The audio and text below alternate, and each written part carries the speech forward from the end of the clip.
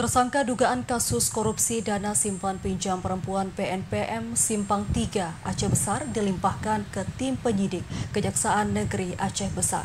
Selain tersangka, penyidik juga mengamankan barang bukti berupa uang tunai sekitar 338 juta lebih dari kasus tersebut. Penyidik Kejaksaan Negeri Aceh Besar menerima pelimpahan berkas tahap 2 tersangka berinisial M 35 tahun dalam kasus dugaan tindak pidana korupsi pengelolaan dana simpan pinjam perempuan pada Program Nasional Pemberdayaan Masyarakat atau PNPM Mandiri Perdesaan di Kecamatan Simpang 3 Aceh Besar. Selain tersangka, penyidik kejaksaan juga menyita barang bukti berupa uang tunai senilai 338 juta rupiah lebih. Kasus ini diduga dilakukan oleh tersangka sejak tahun 2014 hingga tahun 2017.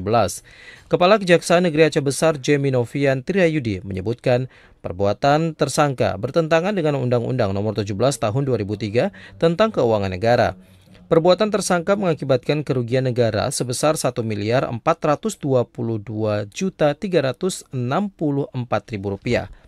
Tersangka diduga telah melanggar pasal 2 ayat 1 junto pasal 18 ayat 1 huruf A, B, ayat 2, dan ayat 3 Undang-Undang Republik Indonesia Nomor 31 Tahun 1999 tentang pemberantasan tindak pidana korupsi sebagaimana telah diubah dengan Undang-Undang Nomor 20 Tahun 2001.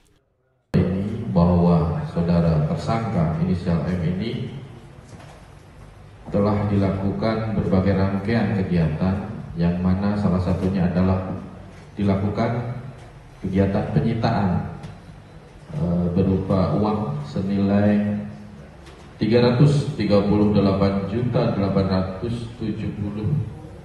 rupiah yang sudah ada di hadapan saudara-saudara sekalian yang sudah berhasil dilakukan penyitaan oleh penyidik. Saat ini sudah dihadirkan di hadapan kita semua. Kemudian juga bahwa saudara tersangka inisial M ini melakukan perbuatan melawan hukum